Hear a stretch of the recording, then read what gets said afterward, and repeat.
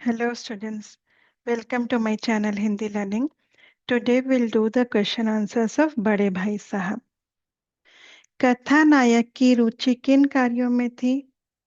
The author was having interest in which work? Ruchi means interest. कथानायक की रुचि खेलकूद sports, कंकड़ियां उछालना throwing the pebbles, गपबाजी चिट चैट करना, कागज की तितलियां बनाना making the butterflies of paper, उछल कूद करना जंपिंग, चार दीवारी पर चढ़कर नीचे कूदना climbing the four walls and jumping down, फाटक पर सवार होकर उसे मोटर कार बनाकर मस्ती करने में थी। फाटक means gate, so he will climb the gate and then like a car he will move it front and back and he will enjoy. बड़े भाई छोटे भाई से हर समय पहला सवाल क्या पूछते थे? Every time the elder brother will what question the elder brother will ask with the younger brother. बड़े भाई साहब छोटे भाई से हर समय यही सवाल पूछते थे, सेम क्वेश्चन, कहाँ थे? Where were you? दूसरी बार पास होने पर छोटे भाई के व्यवहार में क्या परिवर्तन आया? When second time also the younger brother passed, so what changes came in his behavior? परिवर्तन means changes, व्यवहार is behavior. दूसरी बार पास होने पर छोटे भाई की स्वच्छंदता और मनमानी बढ़ गई. Now his independence increased. मनमानी whatever he wanted to do he was doing. उसने ज्यादा समय मौज मस्ती में व्यतीत करना शुरू कर दिया. More time he started in fun. व्यतीत करना में spend. उससे लगा कि वह पढ़े या ना पढ़े अच्छे नंबरों से पास हो जाएगा. He thought whether he will study or not he will pass with good marks. उसे कन कौवे उड़ाने का नया शौक पैदा हो गया. And now he was having the new interest of flying the kite. शौक means interest. बड़े भाई साहब छोटे भाई से उम्र में कितने बड़े थे और वे कौन सी कक्षा में पढ़ते थे? So elder brother was how many years elder than younger brother and he was studying in which grade? बड़े भाई साहब छोटे भाई से उम्र में 5 साल बड़े थे, 5 years एल्डर, और वे 9वीं कक्षा में पढ़ते थे and he was studying in 9th grade. बड़े भाई साहब दिमाग को आराम देने के लिए क्या करते थे? Elder brother what he was doing to give the rest to his brain? बड़े भाई साहब दिमाग को आराम देने के लिए कभी किताब के हाशियों पर sometime on the margins of the notebook चिड़िया कुत्ते बिल्लियां आदि बर्ड्स डॉग्स कैट्स एक्सेट्रा की तस्वीर बनाते हैं. He will draw the picture. कभी एक ही शब्द कई बार लिखते हैं, sometime one word he will right many times. तो कभी एक शेर को बार बार सुंदर अक्षरों में नकल करते हैं और समटाइम शेर means like Urdu poetry, so sometime bar bar again and again beautiful alphabets में उसको कॉपी करते हैं, नकल करते हैं. कई बार ऐसे शब्द रचना करते हैं जिनका कोई अर्थ नहीं होता. Sometime he will write create the words और write the words which doesn't have any meaning. Now the 25 to 30 words. छोटे भाई ने अपनी पढ़ाई का टाइम टेबल बनाते समय क्या क्या सोचा और फिर उसका पालन क्यों नहीं कर पाया? When the younger brother was making the timetable what he taught and then why he was not able to follow. छोटे भाई ने अपनी पढ़ाई का टाइम टेबल बनाते समय सोचा कि वह अब मन लगाकर पढ़ाई करेगा. That he will study, he will take interest और बड़े भाई को कभी शिकायत का मौका नहीं देगा. And he will never give a chance to the elder brother to complain. रात 11 बजे तक हर विषय का कार्यक्रम बनाया गया. Till 11 PM he made the time table for all the subjects. विषय मीन सब्जेक्ट, परंतु पढ़ाई करते समय खेल के मैदान. But when he was studying playground, उसकी हरियाली ग्रीनरी, हवा के हल्के हल्के झोंके ब्रीज, फुटबॉल की उछल कूद jumping of football game, kabaddi volleyball की तेजी द स्पीड ऑफ वॉलीबॉल, सब चीजें ऑल दिस थिंग्स उसे अपनी ओर खींचती थी. It was pulling him. इसीलिए वह टाइम टेबल का पालन नहीं कर पाया. So he was not able to follow the time table. एक दिन जब गुल्ली डंडे खेलने के बाद छोटे भाई बड़े भाई साहब के सामने पहुंचा तो उनकी क्या प्रतिक्रिया थी? One day when the younger brother after playing gulli danda sport he return, so what was the reaction of the elder brother? एक दिन जब गुल्ली डंडा खेलने के बाद छोटे भाई बड़े भाई साहब के सामने पहुंचे तो उनकी प्रतिक्रिया बहुत भयानक थी. His reaction was very dangerous. वह बहुत क्रोधित थे। He was very angry. उन्होंने छोटे भाई को बहुत डांटा। He scolded the younger brother. उन्होंने उसे पढ़ाई पर ध्यान देने को कहा। He said that take interest in studies. गुल्ली डंडा खेल की उन्होंने बहुत बुराई की। He said negative about the sports. उनके अनुसार, according to him, यह खेल भविष्य के लिए लाभकारी नहीं है। These all sports are not beneficial for future. अतः इसे खेलकर उन्हें कुछ हासिल नहीं होने वाला। He will not achieve anything by playing these sports. उन्होंने यह भी कहा कि अव्वल आने पर उसे घमंड हो गया। He also said that you came first, so you are having proud. उनके अनुसार घमंड तो रावण तक का भी नहीं रहा। He said that Ravan also, so his proud got ended. अभिमान का एक ना एक दिन अंत होता है। One day the proud will and. अतः छोटे भाई को चाहिए कि घमंड छोड़कर पढ़ाई की ओर ध्यान दे। So don't proud and concentrate in studies. बड़े भाई को अपने मन की इच्छाएं क्यों दबानी पड़ती थी? Why always the elder brother has to suppress his feeling? Whatever he wanted to do, he was not doing. Why? बड़े भाई की उम्र छोटे भाई से 5 वर्ष अधिक थी। He was 5 years elder. वे हॉस्टल में छोटे भाई के अभिभावक के रूप में थे। So in the hostel he was as a guardian for his younger brother. उन्हें भी खेलना, पतंग उड़ाने, तमाशे देखने का शौक था। He was also having interest in flying kite, going to see the drama, तमाशे एंड ऑल। परंतु अगर वे ठीक रास्ते पर न चलते तो भाई के प्रति अपनी जिम्मेदारी नहीं निभा पाते। But if he will not walk in the correct path, then how he will fulfil the duties towards his younger brother. अपने नैतिक कर्तव्य, मॉरल ड्यूटीज का बोध होने के कारण उन्हें अपने मन की इच्छा दबानी पड़ी। He had the realisation of his duties and due to that he has to suppress his feelings. बड़े भाई साहब छोटे भाई को क्या सलाह देते और क्यों? What advice the elder brother will give to the younger brother and why? बड़े भाई साहब चाहते थे कि छोटा भाई हरदम पढ़ता रहे। The elder brother wanted that the younger brother should always study और अच्छे अंकों से पास हो, and he should pass with good marks. इसलिए वे उसे हमेशा सलाह देते, ऑलवेज ही विल एडवाइस, कि ज्यादा समय खेलकूद में ना बिताए। Don't spend more time on sports. अपना ध्यान पढ़ाई में लगाए। Take interest in studies. वे कहते थे कि अंग्रेजी विषय को पढ़ने के लिए दिन रात मेहनत करनी पड़ती है। To study English subject day and night you have to do hard work. यदि मेहनत नहीं करोगे तो उसी दर्जे में पड़े रहोगे। If you will not do hard work, then you will stay in that same grade. छोटे भाई ने बड़े भाई साहब के नरम व्यवहार का क्या फायदा उठाया? So what benefit the younger brother took off the Elder brothers soft behaviour? छोटे भाई ने बड़े भाई की नरमी का अनुचित, इनअप्रोप्रिएट बेनिफिट। उस पर बड़े भाई का डर नहीं रहा। Now he was not scared. वह आजादी से खेलकूद में जाने लगा। So freely he was going for sports. वह अपना सारा समय मौज मस्ती में बिताने लगा। The whole time in fun. उसे विश्वास हो गया कि वह पढ़े ना पढ़े पास हो जाएगा। Now he had that belief that whether he will study और not he will pass. Now 50 to 60 words. बड़े भाई की डांट फटकार अगर ना मिलती तो क्या छोटा भाई कक्षा में अव्वल आता? अपने विचार प्रकट कीजिए। If the elder brother didn't scold, then the younger brother would have come first in the exam. You have to write your thoughts. छोटे भाई अभी अनुभवहीन था। Younger brother was not having experience.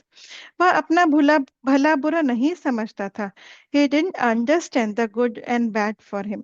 यदि बड़े भाई साहब उसे डांटते फटकारते नहीं तो वह जितना पढ़ता था उतना भी नहीं पढ़ पाता। If elder brother have not scolded him, तो whatever he was studying, that also he will not study, और अपना समय खेलकूद में ही गवा देता और अपना पूरा टाइम वो स्पोर्ट्स में स्पेंड कर देता। उसे बड़े भाई की डांट का डर था। He was having fear of the scoldings of the elder brother. इसी कारण दैट वाज द रीजन उसे शिक्षा की अहमियत समझ में आई। He understood the value of education. विषयों की कठिनाइयों का पता चला। He came to know the difficulties of the subjects. अनुशासित होने के लाभ समझ में आए और वह अव्वल आया। He knew the benefits of discipline and he came first in the class. बड़े भाई साहब पाठ में लेखक ने समूची शिक्षा के किन तौर तरीके पर व्यंग किया है? सो बड़े भाई साहब चैप्टर में ऑथर ने हमारा जो होल एजुकेशन है उसमें कौन से स्टाइल पे, कौन से मेथड पे सरकेज़म व्यंग किया है? क्या आप उनके विचार से सहमत हैं? Do you agree? बड़े भाई से अपने समूची शिक्षा प्रणाली द होल एजुकेशन सिस्टम पर व्यंग सरकाज़्म करते हुए कहा है कि ये शिक्षा अंग्रेजी बोलने लिखने पढ़ने पर जोर देती है। This education focused on speaking writing and reading English. आए या ना आए पर उस पर बल दिया जाता है, वेदर वी नो और don't know, but they give more focus on this. रटने की प्रणाली पर भी जोर है। एंड रॉटन सिस्टम, इस पे भी उन्होंने फोकस किया। और समझ में आए ना आए पर रटकर बच्चा विषय में पास हो जाता है, वेदर द किड अंडरस्टैंड और not, but he will just learn that thing and he will पास। साथ ही एंड अलजेब्रा ज्योमेट्री निरंतर अभ्यास के बाद भी गलत हो जाता है। Continuously will do the practice but still the sum can become wrong. अपने देश के इतिहास के साथ दूसरे देश के इतिहास को भी पढ़ना पड़ता है। So we have to study the history of our country and also the history of other countries also, which is not important, जरूरी नहीं है। छोटे छोटे विषयों पर लंबे चौड़े निबंध लिखो। In small small topics we have to write so big essay। ऐसी शिक्षा जो लाभदायक कम और बोझ ज्यादा हो ठीक नहीं। So the education which is less beneficial and more like a burden, then it is not correct. बड़े भाई साहब के अनुसार जीवन की समझ कैसे आती है? According to the elder brother, life की अंडरस्टैंडिंग कैसे आती है? बड़े भाई साहब के अनुसार जीवन की समझ केवल किताबी ज्ञान से नहीं आती, बल्कि अनुभव से आती है। Not only with book knowledge but with experience. इसके लिए उन्होंने अम्मा दादा व हेडमास्टर की माँ का उदाहरण भी दिया है। And for this he has also given the example of अम्मा दादा ग्रैंडफादर हेडमास्टर, कि वे पढ़े लिखे ना होने पर भी हर समस्याओं का समाधान आसानी से कर लेते थे। They were not educated but still they were able to solve all the problems easily. अनुभवी व्यक्ति को जीवन की समझ होती है। वे हर परिस्थिति में अपने को ढालने की क्षमता रखते हैं। So the person who is experienced, then he understand the life and हर परिस्थिति एवरी सिचुएशन में अपने को मोल्ड करने की एबिलिटी रखते हैं। ढालना मीन्स मोल्ड करना। छोटे भाई के मन में बड़े भाई साहब के प्रति श्रद्धा क्यों उत्पन्न हुई? यंगर ब्रदर को अपने एल्डर ब्रदर के टूवर्ड्स रिस्पेक्ट क्यों हुआ? छोटे भाई को खेलना बहुत पसंद था। He was having lot of interest in sports. वह हर समय खेलता रहता था। Always he was playing. बड़े भाई साहब इस बात पर उसे बहुत डांटते। The elder brother will scold him. उनके डर के कारण वह थोड़ा बहुत पढ़ लेता था। Because of his fear little he will study. परंतु जब बहुत खेलने के बाद भी उसे अपनी कक्षा में प्रथम स्थान प्राप्त कर लिया, but after playing but still he came first in the class, तो उसे स्वयं पर अभिमान हो गया। Then he was having proud on him. अब उसके मन में बड़े भाई का डर भी जाता रहा। Now he was not scared of his elder brother. वह बेखौफ without fear he was playing. एक दिन पतंग उड़ाते समय बड़े भाई साहब ने उसे पकड़ लिया। One day the brother cot him when he was flying the kite. उन्होंने उसे समझाया और अगली कक्षा की पढ़ाई की कठिनाइयों का एहसास भी दिलाया। He tried to explain and also said that in the higher grades the studies will be very difficult. उन्होंने बताया कि वह कैसे उसके भविष्य के कारण अपने बचपन का गला घोट रहे हैं। He said that because he is having the responsibility, correct, for his younger brother. So his childhood, he is like compromising with all his interest. उनकी बातें सुनकर छोटे भाई की आंखें खुल गई। Then the younger brother realised, उसे समझ में आ गया, ही अंडरस्टूड कि अव्वल आने के पीछे बड़े भाई की ही प्रेरणा रही है।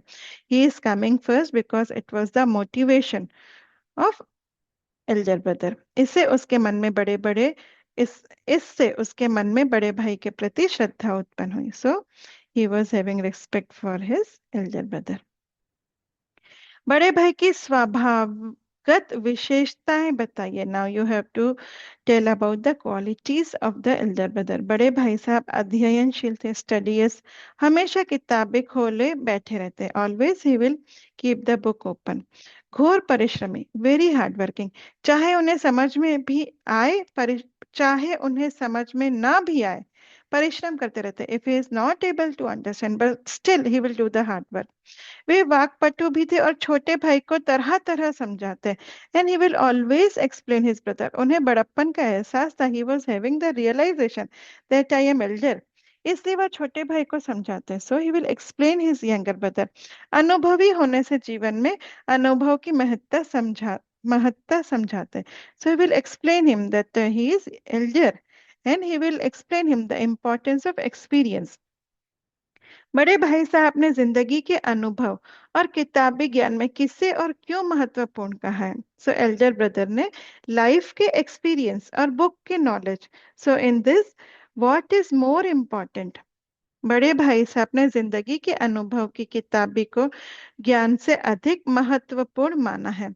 So according to the elder brother, the experience of life is more important compare to the book knowledge. बड़ों को जो ज्ञान बड़ों को है वह पुस्तकें पढ़कर हासिल नहीं होता। The knowledge which our elders are having, so it's not by the book, reading the books. जिंदगी के अनुभव उन्हें ठोस धरातल देते हैं। उनको एक बेस क्या देता है? उनकी लाइफ के एक्सपीरियंसेस, जिससे हर परिस्थिति का सामना किया जा सकता है। With that we can face any और एवरी सिचुएशन। पुस्तक के व्यवहार की भूमि नहीं होती है। बुक्स ही खाली प्रैक्टिकल के लिए नहीं होते हैं। गलत सही उचित अनुचित, राइट रॉन्ग, अप्रोप्रिएट इनअप्रोप्रिएट की इंफॉर्मेशन जानकारी अनुभवों से आती है। It comes from experiences. अतः जीवन के अनुभव किताबी ज्ञान से अधिक महत्वपूर्ण है। सो द लाइफ के experiences are more important than the book knowledge. बताइए पाठ के किन अंशों से पता चलता है? So which part of the chapter we came to know. छोटा भाई अपने भाई साहब का आदर करता था। The younger brother had respect for his elder brother. पतंगबाजी के समय बड़े भाई ने समझाया कि वह बड़ा है, उसे गलत राह पर नहीं जाने देगा। सो when the younger brother was running towards the kite, no, so that time the elder brother explained him that उसे गलत रास्ते पर नहीं जाने देगा। that he is elder and he will not allow younger brother to go in the wrong path। वह भले ही fail हो जाए, it's okay if he fail, पर छोटे भाई को फेल नहीं होने देगा। but he will not allow the younger brother to fail and he will not like that his younger brother will fail। यह सुनकर छोटे भाई के मन में बड़े भाई के लिए आदर भर गया। by listening this the younger brother was having respect for the elder brother। Now the second one, भाई साहब को जिंदगी का अच्छा अनुभव था। Elder brother was having the experience of life. बड़े भाई को जिंदगी का बड़ा अनुभव था। वे जानते थे, ही न्यू, कि दादा ने अपनी मेहनत की कमाई से कुशलता से परिवार पालन किया। That the grandfather with his hard earn money he was doing the sustenance of the family. वह यह भी जानते थे, ही न्यू, कि अपनी इच्छाओं पर काबू करके, अपने फीलिंग्स विश पे कंट्रोल करके वह छोटे भाई को ठीक रख सकते हैं। Then only he can make the younger brother to stay in the correct path। Now the third one, भाई साहब के भीतर भी एक बच्चा था। सो एल्डर ब्रदर के इनसाइड भी एक चाइल्ड था। बड़े भाई साहब छोटे भाई को समझा रहे थे। The elder brother was explaining to the younger brother.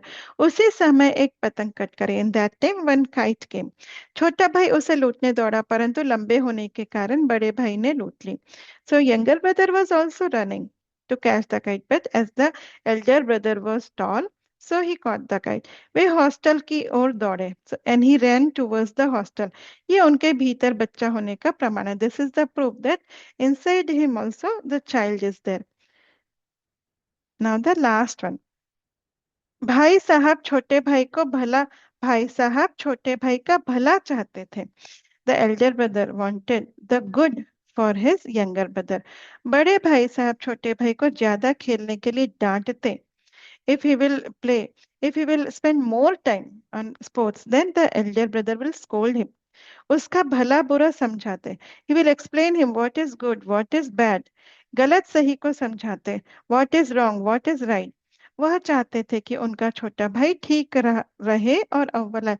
He wanted good for his younger brother, and he wanted that his brother should do good in studies, come first in studies. Thank you for watching my video. Do like and subscribe my channel.